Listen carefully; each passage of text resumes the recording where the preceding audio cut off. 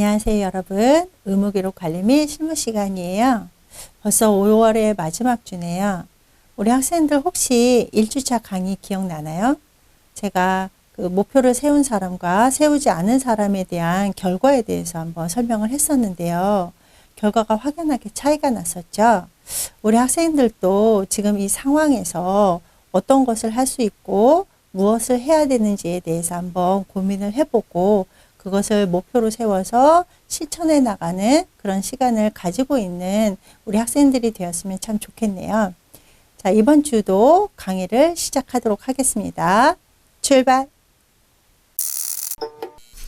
자, 이번 주 강의 시작하도록 할게요.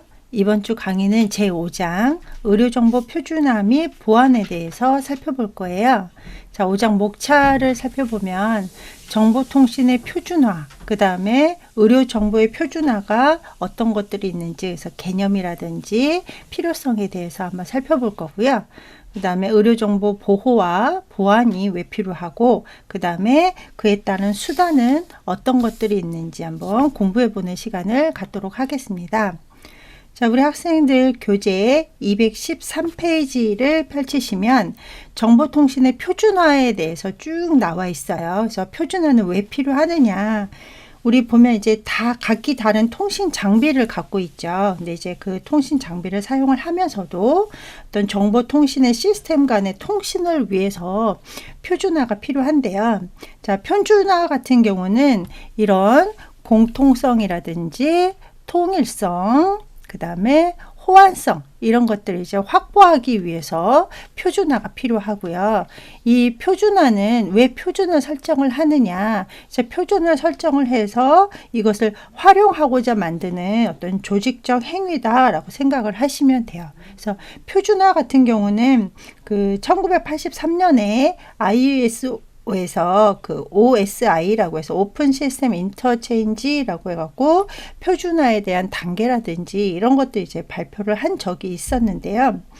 우리가 이제 국제 표준화 기구 같은 경우는 우리 학생들 가장 잘 아는 게 ISO죠. 그래서 뭐 ISO 인증 있다, 뭐 그런 이제 마크 같은 것도 있고요. 근데 우리가 이제 그 통신 같은 경우는 ITU라고 해서 국제통신연합이라는 것도 있고요. CCITT라고 해서 국제전신전화자문위원회 이런 이제 여러 가지 국제 기준을 통해서 그 기구에서 인정받은 것들을 활용을 하는데 우리 표준화의 단계를 보면 요 5가지 단계를 거쳐요. 그래서 기초 기반 연구 단계가 시작이 돼서 표준을 제정하고 구현, 시험해 본 다음에 마지막으로 이제 이용을 하는 단계가 있는데요. 처음에 이제 표준화를 이제 기초를 연구를 할 때 어떤 그 통신 프로토콜에 대한 아이디어를 제안을 받아서 이것을 이론이라든지 실험적으로 입증해 가는 단계를 기초 기반 연구다라고 하고 이제 이게 이제 그 입증을 해 놓으면 이것을 이제 이해 당사자들이 모여가지고 의견 수렴을 해요. 의견 수렴을 해서 합의점을 도출을 해 나가서 이제 만들어낸 과정을 이제 제정이라고 하죠. 우리 법 같은 경우도 이제 만드는 걸 제정이라고 하잖아요. 그래서 그 제정을 한 다음에 이 합의된 제품 표준에 따라서 한번 만들어 보는 거예요. 구현해 나가는 단계에 그 다음에 그것을 시험을 해봐야 되겠죠. 어떤 시험 단계로서 프로토콜이 적합한지 그런 것들 그 다음에 이제 제품 상호 간의 서비스 운용성이 보장되는지 그래서 연동성 시험을 거치게 되죠. 연동성 시험을 거쳐서 마지막으로 이용자가 그런 것들을 이제 뭐 생산을 하거나 서비스에 직접적으로 이용하는 단계에 이 총 5단계를 거치게 됩니다. 자, 그러면 이제 의료 정보 표준화에 대해서 한번 살펴볼게요. 그러니까 보건 분야 같은 경우도 어떤 비용 절감이라든지 서비스의 질 향상을 위해서 정보 시스템이 그 필수적으로 도입이 될 수밖에 없겠죠. 그래서 정보통신 간의 문제 같은 경우 뭐 예를 들어서 개인정보 보호라든지 아니면은 수신자와 송신자 간의 정보 교환이라든지 이런 것들이 필요하기 때문에 의료 정보 표준화라는 게 이제 필요한데요. 맨 처음에 그 세계무역기구 WTO가 우루과이 협상 이후에 출범이 되면서 우리나라 같은 경우는 95년도에 의료시장이 개방이 됐어요. 개방이 되면서 어떤 외국 자본의 진출도 가능을 해주고, 그 다음에 어떤 그 표준화 같은 경우가 어떤 프로토콜 정립 이런 것들을 떠나서 그 첨단 분야에서의 어떤 기술 개발 주도권 이런 것들을 이제 확보할 수 있는 수단이 만들어지게 된 거죠. 그럼 이제 그 정보통신의 표준화라는 거는 뭐냐? 그러면 표준화 같은 경우는 프로토콜을 만드는 건데 어떤 그 통신 주체 간에 합의된 규약을 만들어서 표준화를 통해서 어떤 그 제품들 간의 이식성이라든지 확장성 그리고 상호 운용성 이런 것들을 이제 문제 해결을 해서 이제 그 서로 상호작용하게 만드는 거고요. 그다음에 뭐 국가 정보 산업을 보호하기도 하고 그 보호를 해서 국제화의 대비를 통해서 이제 그 정보통신을 표준화시키기도 하고요. 그러니까 우리나라 같은 경우는 그 표준화 같은 경우는 이제 그 의료 분야에서 유일하게 사용하는 게 우리 심평원에 제출하는 거 있잖아요. 네, 그래서 EDI라고 해가지고 있는 보험 청구 같은 경우는 정보통신에서 의료 정보를 표준화시켜서 사용하는 사례라고 생각을 하시면 됩니다. 자, 의료정보 표준화의 필요성에 대해서 한번 살펴볼게요. 의료정보 표준화는 그 의료행위, 치료를 잘 하기 위해서도 표준화가 필요하고요. 그 다음에 정보 전달의 목적, 그래서 뭐 의사소통의 원활화, 아니면은 뭐 정보 전달의 정확성 이런 것들을 위해서도 표준화를 설정을 해 놔야지 정확한 정보 전달이 되고 그러면은 정확하게 어떤 그 오류 없이 의료 행위를 하실 수 있게 되는 거고요. 그 다음에 이제 효율성의 목적 같은 경우는 이제 병원에서도 또 가장 많이 중요하게 생각하는 게 비용 절감이잖아요. 그래서 사회적 비용에 대해서 효율성으로 하기 위해서도 어떤 그 의료 정보 표준화가 필요하고요. 자, 그러면 이제 의료 정보 표준화의 4가지 형태에 대해서 한번 살펴볼게요. 그래서 이 같은 경우는 이제 특수 목적형 표준이 있고요. 산업형, 그 다음에 정부 주도형, 사용자 동의형 이렇게 4가지 표준을 이제 그 의료 정보 표준화 4가지 형태다라고 했는데 특정 분야에 관심 있는 사람들끼리 뭐 예를 들어서 여기 지금 디콤이 있잖아요. 디콤 같은 경우는 뒤에서 다시 한번 설명을 해 줄 거예요. 그래서 어떤 그 전문가 집단끼리 사용을 하게 되는 그러니까 정보통신을 하게 되는 거고요. 그다음에 산업형 같은 경우는 이 마이크로소프트 윈도우 같은 것처럼 사회 전반에 널리 이제 보급되어 가지고 이것을 표준으로 인정하는 그래서 우리가 이제 인터넷 쓸 때 뭐 우리나라 같은 경우 뭐 네이버를 쓴다던가 아니면 뭐 구글이라든지 윈도우 상태에서 사용을 한다던가 이런 것들이 이제 산업형이 되는 거고요. 정부 주도형 같은 경우는 정부 기관에서 개발을 해요. 정부 기관에서 개발을 해서 어떤 이제 보험 청구 표준이라든지 이런 것들을 사용할 때 표준화 시키는 것을 정부 주도형 표준화라고 합니다. 자, 그 다음에 이제 사용자 동의형 같은 경우는 어떤 사용자와 그 산업 관리자들 사이에 그 자발적 참여에 의해서 개발이 되는 거예요. 그래서 이제 그 상호 개방형 표준이라고 하는데 뭐 여기 보시면 이제 그 보건의료 정보 같은 경우는 HL7이라고 해가지고 어떤 의료 정보 시스템 간의 정보 호환이 가능하도록 만들어진 거예요. 그래서 이제 시스템 간에 서로 호환이 돼서 이제 그 의료 정보 이런 것들을 이제 그 왔다 갔다 할 수 있게끔 만들어 놓은 건데, 그 우리나라 같은 경우는 2000년 5월에 HL7 코리아라는 것들을 발족시켜 가지고 그거를 이제 사용을 하고 있습니다. 자세한 거는 우리 교재 217페이지 살펴보면 되고요. 자, 그 다음에 이제 디콤이라고 해서 그 의료 영상 표준이라는 게 있어요. 그래서 그 디지털 이메이징 커뮤니케이션 시스템 인 메디슨이라고 해가지고 이제 그 어떤 기준이 팍스거든요. 팍스를 이제 사용을 할 때 그 의료 영상 표준을 이제 제정을 해 놓은 건데, 얘는 이제 1983년도에 이제 사용이 되기 시작을 했거든요. 그래서 얘 같은 경우는 어떤 그 의료용 기기에서 디지털 영상에 대한 데이터 상호 전송이라든지 수신 이런 것들에 사용되는 표준 통신 프로토콜이라고 생각을 하면 돼요. 그래서 이 팍스 같은 경우는 우리 교재 제7장에서 조금 더 자세하게 다룰 거거든요. 근데 팍스 같은 경우는 이제 의료 영상 저장 전송 시스템이라고 해서 7장에서 전반적으로 조금 공부를 할 건데, 예를 들어서 뭐 CT라든지 MRI 같은 장비를 사용을 해서 이미지를 획득을 했잖아요. 그러면 이 획득된 이미지를 어떤 디콤 형식으로 저장을 해요. 여기 이제 디콤 형식으로 저장을 해서 그것을 서로 공유하는 이런 시스템인데요. 이 팍스 같은 경우는 요 네 가지 처리 기능이 있어야 된다. 그래서 획득, 저장, 전송, 조회 이런 것들이 해당하는 표준 프로토콜을 만들어 놓은 건데, 얘 같은 경우는 이제 서로 다른 영상 장비들의 영상을 표준화해서 이제 서로 볼 수 있게끔 만들어 놓은 게 이제 그 뭐 팍스에 해당하는 디콤입니다. 그런 거에 대해서 한번 살펴봤고요. 그 다음에 이제 그 의료 정보의 표준화는 왜 필요하고 어떤 것들이 있는지에 대해서 살펴봤어요. 자, 지금부터는 의료 정보의 보호와 보안 이런 것들 왜 필요한지에 대해서 한번 살펴볼 건데요.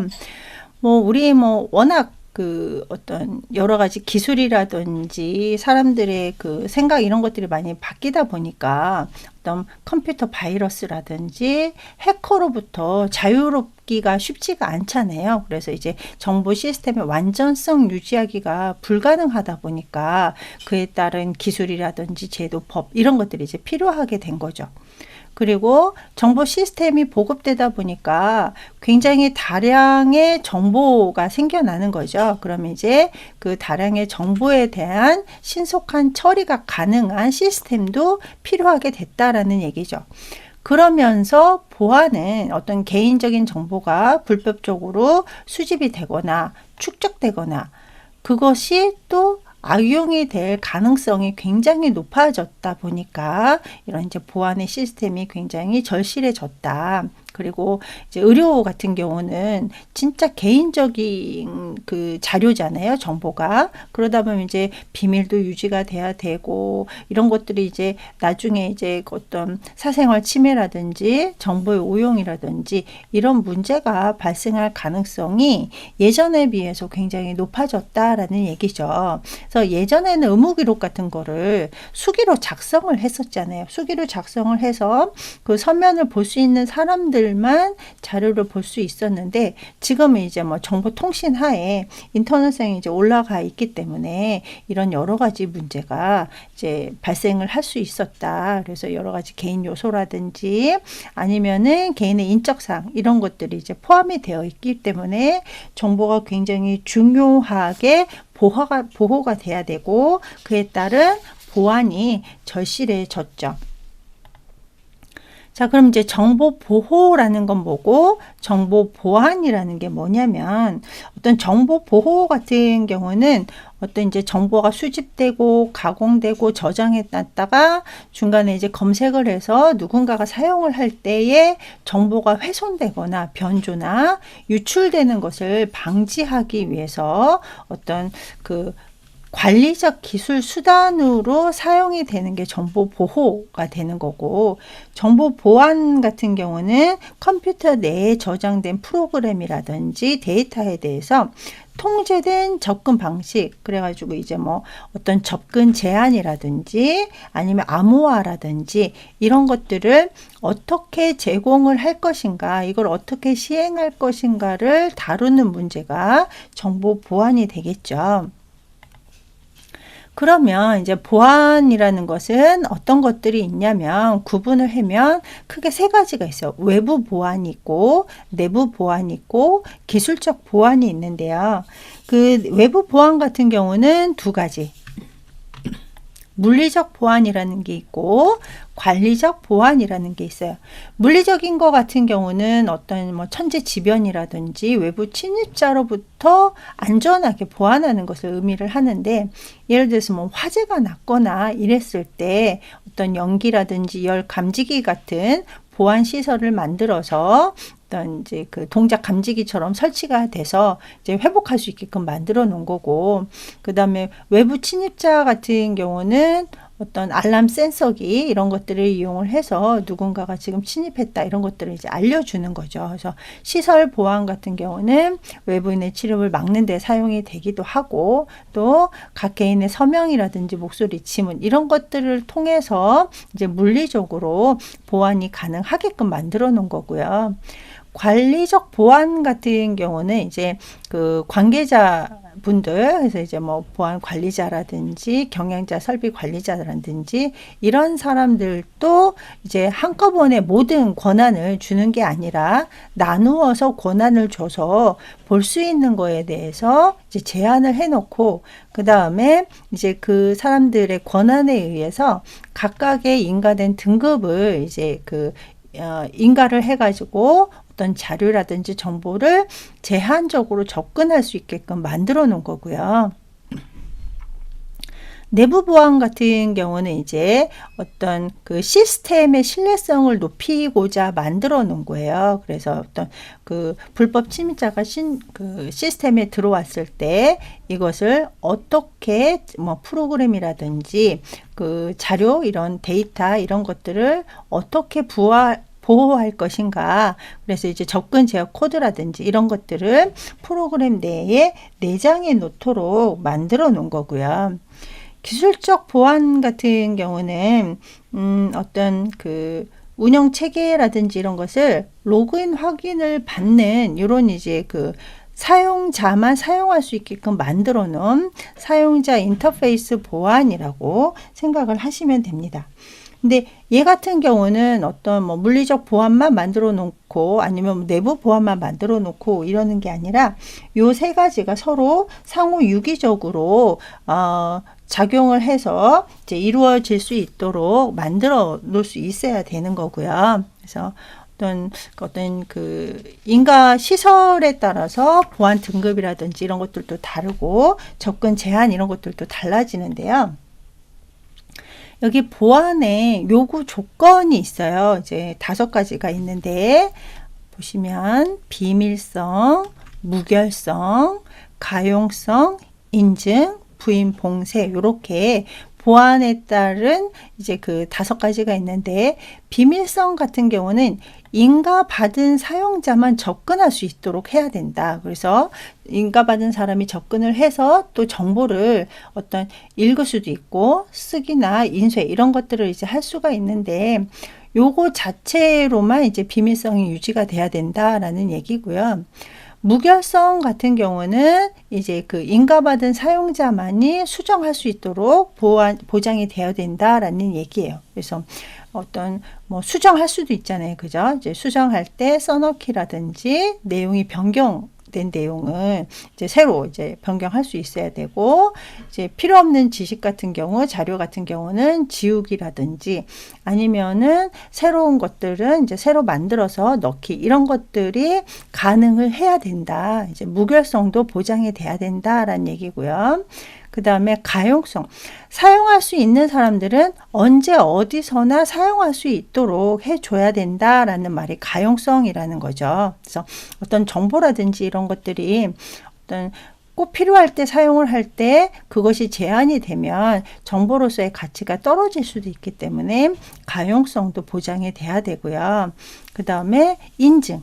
그래서 어떤 사람들이 이제 사용을 하는지, 그래서 그 사람의 뭐 신원도 확인할 수 있게끔 만들어줘야 되고, 그 다음에 사용자를 식별을 해서 그것을 접근 권한을 이제 검증할 수 있게끔 통제가 돼야 되는 인증 제도도 보안의 요구 조건 중에 하나고요.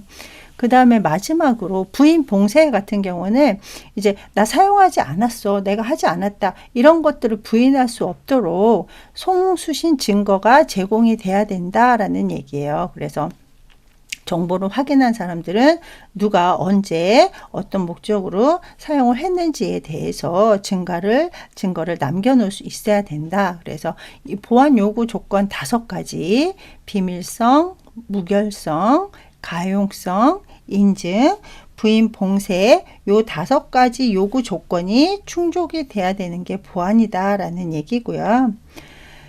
자, 그 다음에 이제 의료 정보와 이제 보안의 개념은 이제 프라이버시, 우리 사생활 굉장히 많이 얘기를 하잖아요. 근데 이 같은 경우는 그 미국에서 1890년도에 어떤 입법 과정이나 판례를 통해서 인정이 됐는데, 보시면 혼자 있을 수 있는 권리에서 출발을 했대요. 그래서 이제 혼자서 생활을 하실 수 있고, 혼자서 그 다음에 이제 여기 보시면 어떤 개인의 존엄성 같은 경우는 내 정보가, 내 사적인 공간 이런 것들이 남에게 알려지고 싶지 않은 이런 정당한 요구가 이제 이 사생활 보장이 해당이 되는 거고요. 그러면 이제 사적 비밀 보장도 돼야 되고, 그에 따른 보안도 필요하다라는 얘기고, 자료 보호 같은 경우도 이제 데이터 같은 경우는 이제 그 어떤 보안을 통해서 그 자료가 완전하게 보존이 돼야 되기 때문에 어떤 의료 정보에서는 이제 사생활 보장 개념이라든지 자료 보호 개념으로 우리가 이제 그 다가갈 수 있어야 되는데, 자, 그 개인 사생활 보장 같은 경우는 이제 사적 비밀 보장이라고 해서 어떤 우리 그 직업 윤리 있잖아요. 그죠? 어떤 직업을 갖고 있는 사람들이 당연히 지켜야 되는 것들인데, 어떤 그 모든 직업의 직업 윤리에서 꼭 들어가는 게 그 사생활 보장이죠. 그래서 어떤 것들을 내가 정보를 받았을 때 그게 어떻게 다른 사람들로부터 보호될 수 있는지, 그 다음에 어떤 사적 비밀 보장 같은 경우는 타인의 정보를, 타인의 사생활을 보호하기 위해서 관리하는 것을 또 사적 비밀 보장이다라고 정의해 놓기도 해요. 그 다음에 이제 이 보안 같은 경우는 어떤 이제 그 어떤 정보 체계에서, 전산화된 정보 체계에서 사생활 보장이 컴퓨터로부터 사람을 보호하는 것이라면, 보안은 사람으로부터 컴퓨터를 보호하는 것. 그래서 이제 컴퓨터 안에 있는 자료라든지 이런 것들은 외부 침입자라든지 접근이 제한된 사람들로부터 이제 그 보호하는 것을 시큐리티, 보안이라고 합니다. 이제 그러면 개인정보라는 거는 뭐냐, 개인정보가 어디까지이냐, 뭐 이런 것들인데, 뭐 개인정보 같은 경우는 어떤 개인의 정신, 신체, 재산, 사회적 지위, 뭐 신분, 이런 것들에 대한 모든 일체의 정보를 개인 정보라고 하는데, 그 개인 정보 중에 또 우리가 개인 건강 정보에 대해서 또 살펴보자면, 어떤 개인 정보 중에서 국민의 건강을 보호하고 증진하기 위해서 어떤 국가라든지 지방단체, 보건의료기관, 보건의료인 등이 행한 모든 행위와 관련된 정보를 개인 건강 정보라고 합니다. 그러면 이 개인 건강 정보가 왜 보호해야 되는 상황이냐, 왜 필요한가에 대해서 쭉 몇 가지가 있는데, 그 개인정보 보호 규제가 굉장히 강화됐어요. 강화된 이유 중에 하나가 이 컴플라이언스 비용이 증가하고 있대요. 컴플라이언스라는 거는 뭐냐면, 여기 보면 이제 어떤 규제라든지 표준을 정해가지고 이것을 계속 관찰을 통해서 확인하고 또 발견된 문제를 개선해 나가고 발전시켜 나가는 과정. 근데 이런 것들에 대한 비용이 증가했다라는 얘기죠. 그러면 이제 개인정보 보호를 조금 더 확실하게 해야 된다라는 얘기고요. 그 다음에 어떤 그 IT 기술이 발전을 하다 보니까 IT 관리자들에 대한 부담이 증가한 거죠. 그래서 뭐 어떤 새로운 서비스로부터 보안 위협 이런 것들이 이제 확대가 되고, 그 다음에 어떤 그 공격 기법이 진화돼서 그냥 쉽게 관리하기가 쉽지 않아진다라는 얘기죠. 그래서 관리 부담이 조금 가중이 되어 있고, 왜 우리 또 그런 거 있잖아요. 어떤 정상적인 흐름을 방해하는 이런 그런 것들도 굉장히 많아지고, 그 다음에 또 하나, 우리가 이제 개인정보 보호가 굉장히 필요한 것 중에 하나가 내부 정보 유출이 굉장히 많아지고 있대요. 그래서 어떤 그 보안 사고의 80%가 내부에서 이게 뭐 의도적이든 우연적이든 이제 그 중요한 정보 이런 것들이 이제 유출이 되기 때문에 개인 건강 정보가 굉장히 많이 이제 강화가 돼야 되고 정보를 잘 이제 보호를 해야 된다라는 필요성이 이제 만들어지게 된 거예요. 자, 그러면 이제 그 어떤 사적 비밀 보장에 대한 자격 제도를 잠깐만 살펴볼게요. 얘 같은 경우는 그 사적 비밀 보장에 대한 자격을 전문가 제도로 만들어 놓는다라는 얘기거든요. 그래서 건강 정보를 보호하기 위한 자격이 있는데, 미국 같은 경우는 이렇게 세 가지.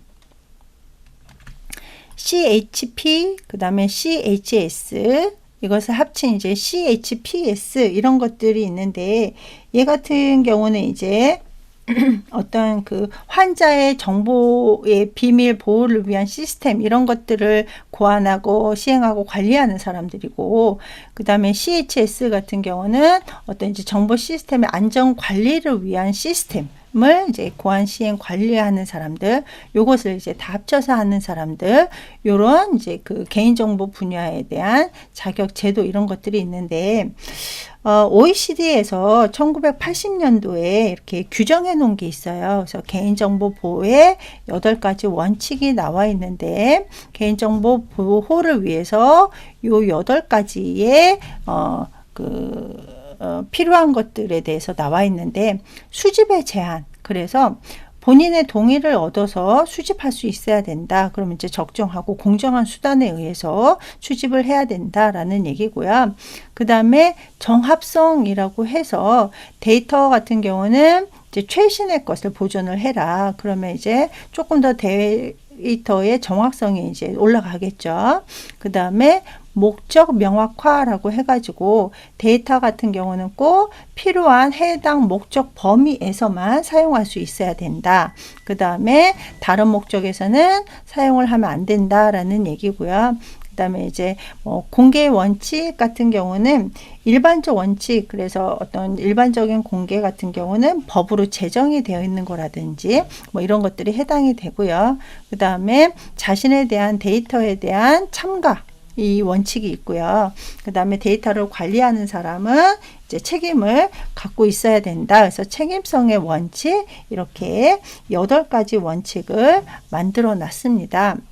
그러면 의료 정보의 위협 형태는 어떤 것들이 있는지, 어떤 정보화가 되다 보니까 시스템 간에 요 4가지 위협 형태가 있어요. 그래서 시스템의 일부가 이제 파괴되면서 사용할 수 없게끔 흐름을 끊어놓는 흐름 차단이 있고요. 그 다음에 이제 인가받지 않은 자가 컴퓨터에 접속을 해서 어떤 자료를 사용을 하는 이런 것들이 이제 가료채기가 있고, 그 다음에 변조, 그래가지고 뭐 어떤 네트워크 상에서 전송하고 있는 메시지를 막 변조하는 이런 경우도 있고요. 그 다음에 어떤 가짜 파일 이런 것들을 이제 삽입을 해가지고 이제 그 데이터의 뭐 무결성에 대한 위협 이런 것들이 이제 그 위협 형태다라고 생각하면 됩니다. 그러면 그 위협 형태가 이제 크게 2가지로 나뉘는데, 능동적인 위협이냐 수동적인 위협이냐로 나뉘거든요. 그러니까 능동적 위협 같은 경우는 말 그대로 이제 능동적 고의적으로 우리가 이제 정보통신을 이제 공격을 하는 건데, 위협 형태에 보면 이제 위장이 있고요.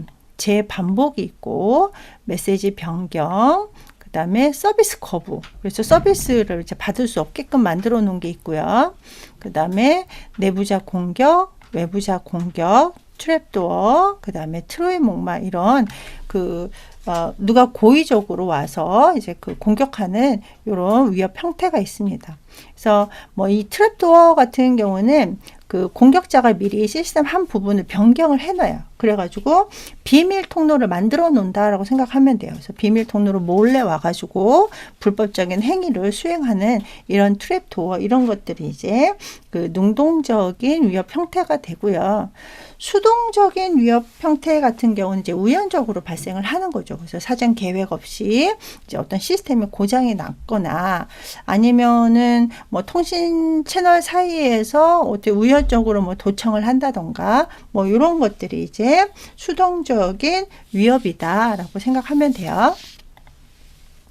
자, 그러면 이제 정보 처리에 따른 위험성 같은 경우는 어떤 불법적인 접근이라든지 아니면은 어떤 승인받지 않은 비적격자가 프로그램을 임의로 수정을 한다든지 아니면은 어떤 새로운 버전 이런 것들을 바꿀 때 프로그램상의 오류가 발생을 한다든지 이제 그 다음에 또 하나 우리가 이제 이런 일도 발생을 할 수가 있어요. 그래서 한 환자의 자료가 다른 환자의 자료로 이렇게 잘못 정송이 돼서 이제 의료행위에 이제 문제가 발생하는 이런 것들도 해당이 되고요.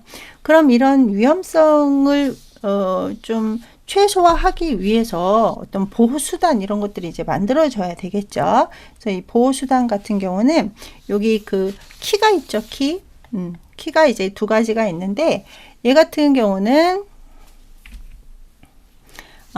변환 규칙이라고 해가지고 메시지가 이제 발생을 하면 이것을 이제 변환 규칙을 통해서 인코딩 부어해서 자료를 암호화해요. 암호화시켜서 암호화된 메시지를 저장해 놨다가 전달하는 과정에서 또 다시 변환 규칙을 통해서 자료를 복구를 시켜서 다른 사람들 수신자가 메시지를 받을 수 있게끔 만들어 놓은 게 이제 정보통신시의 암호화 원리인데 암호화 방법 같은 경우는 여기 보시면 코드 시스템이라는 게 있고 암호 시스템 이런 것들이 있거든요. 그래서 뭐 비번을 만들어 놓어서 비밀번호를 만들어 놓어서 암호화를 한다던가 아니면은 암호 알고리즘을 만들어서 암호화 한다던가 이런 방식이 있습니다.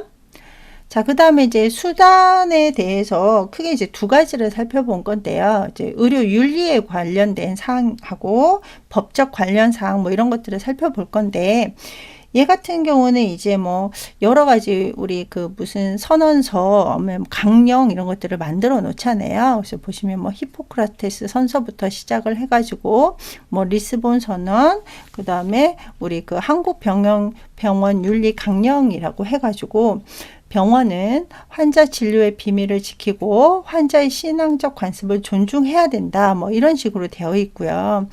뭐 그 다음에 어떤 리스본 선언 같은 경우는 환자가 자기의 의사가 자신의 진료상 또는 개인적인 여러 가지 비밀을 존중해 줄 것을 기대할 권리. 그래서 나는 보호받을 권리를 당연히 가질 수 있다라는 것들을 알 수 있고, 그 다음에 법적 관련 조항 같은 경우는 이제 기밀 보호에 대한 거는 뭐 민법, 현법, 의료법 이런 것들이 있고요. 정보통신에 대한 것 같은 경우는 정보화 촉진 기본법이라든지 공공기관의 개인정보에 관한 법률 뭐 이런 것들이 있습니다. 그래서 뭐 민법, 형법, 의료법 같은 경우는 당연히 의료인은 이제 환자의 비밀 같은 경우는 누설하지 못해야 된다, 누설하면 안 된다, 뭐 이런 것들이 이제 포함이 되겠죠. 자, 그 다음에 이제 의료 정보에 대한 접근 같은 경우는 우리 이제 병원에서 의무기록 소유권을 갖고 있는 사람들 같은 경우는 이제 여기 보시면 CNIL에 신고할 책임을 갖고 있다라고 되어 있는데, 이건 뭐냐면 컴퓨터와 자유에 대한 국가위원회라는 곳이 있어요. 그쪽에 이제 신고할 의무를 갖고 있어야 되는 거고, 근데 예외가 있어요. 이제 법률에 의한 거라든지 뒤에서 한 번 더 살펴볼 건데, 재판에 의한 거라든지 특별 관계에 의한 거라든지 아니면 공공의 이익이나 제3자의 이익이라든지 이런 것들에 대한 의료 예외는 존재한다. 그 다음에 이제 환자의 알 권리를 인정하는 이유가 있어요. 그래서 환자는 자기가 어떤 상태에 있는지, 그 다음에 내 정보를 제3자에게 주어졌을 때 어떤 영향을 미칠 것인지 이런 것들에 대해서 알 수 있어야 된다. 그 다음에 뭐 환자가 의료기관의 서비스에 재정적인 책임이 있죠. 예, 그래서 이제 뭐 병원비도 내야 되고 본인 부담금, 그러면 환자가 자신의 의무 기록에 적금함이 타당하다. 내가 이제 재정적인 책임을 갖고 있기 때문에 내 알 권리를 보장을 받아야 된다라는 얘기고요. 자, 그 다음에 이제 예외 상황 같은 경우는 어떤 이제 법적으로 뭐 가해를 하거나 뭐 공공의 그 어떤 그 정보가 공개되지 않았을 때 공공의 위협을 받거나 이런 것들. 그래서 이번에 이제 코로나 같은 경우도 이제 어떤 그 환자 발생자죠. 그죠? 확진자에 대한 공개 이런 것들이 이루어지고 있잖아요. 그런 거라든지 아니면은 어떤 이제 그 연구에 필요해서 환자의 정보 공개가 필요하다. 요럴 때 같은 경우는 이제 그 보안이라든지 보호에서 제외가 된다라는 얘기고요. 자, 그 다음에 이제 의료 정보의 보호와 보안 방법. 그래서 이제 정보 그 어떤 윤리의식 이런 것들을 통해서 이제 보안에 대한 인식이 강화돼야 된다는 거고, 그 다음에 정보 취급자에 대한 책임성을 강화시키자. 그 다음에 진료 내용에 대한 이제 접근을 이제 통제해야 된다. 이런 식으로 이제 나와 있습니다. 그래서 더 강력하게 보안이 필요하다라는 얘기고요. 자, 환자 관련 정보 같은 경우는 이렇게 3단계가 있어요. 그래서 극비 사항이 있었고, 그 다음에 민감한 정보가 있고, 굳이 뭐 기밀까지 할 필요가 없는 뭐 이런 것들이 있어요. 그래서 극비 사항 같은 경우는 어떤 의사와 환자 간의 대화 내용이라든지 정신과 진료 내용 이런 것들은 이제 공개되면 안 된다라는 얘기고요. 그 다음에 민감한 정보 같은 경우, 얘 같은 경우는 이제 본인의 동의 하에서만 이제 그 정보가 공개돼야 되는 이런 것들, 질병에 관계된 정보 같은 경우는 민감한 정보에 해당이 되는 거고요. 뭐 인구학적 통계라든지 뭐 사고와 부상이라든지 아니면 예방접종, 뭐 일부 스크리닝 검사 같은 경우는 굳이 기밀할 필요는 없다. 근데 여기 보면 이제 스크리닝 테스트라고 해가지고 어떤 특정 질병의 질환에서 존재하는 이런 것들을 다시 한번 이렇게 망을 걸러내는 이런 테스트를 이제 스크리닝 테스트라고 하는데, 이런 것들은 굳이 기밀일 필요는 없다. 이런 식으로 되어 있습니다. 자, 그러면 이제 이번 주에 공부한 거 한번 살펴볼게요. 그래서 정리를 하자면, 정보통신의 표준화는 무엇이냐, 그 다음에 그것이 왜 필요하냐에 대해서 살펴봤고요. 그 다음에 이제 어떤 의료정보 표준화에서 디콤이라는 게 어떤 거고, 팍스를 이제 사용하기 위해서 이렇게 제정되어 있는 것들에 대해서 한번 살펴봤고요. 그 다음에 어떤 정보 보호라든지 보안의 개요, 필요성, 그 다음에 의료정보 보안에 따른 보호 수단, 이런 것들이 어떤 것들이 있었는지에 대해서 한번 살펴봤습니다. 자, 그러면 과제에 대해서 설명드리도록 할게요. 자, 이번 주 과제 공지 시간이에요. 우리 이번 주에 공부한 거, 뭐 의료정보의 표준화라든지 아니면 의료정보 보호라든지 보안 이런 것들이 이제 어떤 것들이 있었는지에 대해서 공부를 해봤는데, 이번 주 과제는요, 의료정보 표준화의 필요성에 대해서 한번 이제 공부를 해보고 기술하는 것으로 냈어요. 자, 이번 주도 수고하셨고요. 다음 주에 만나요. 안녕.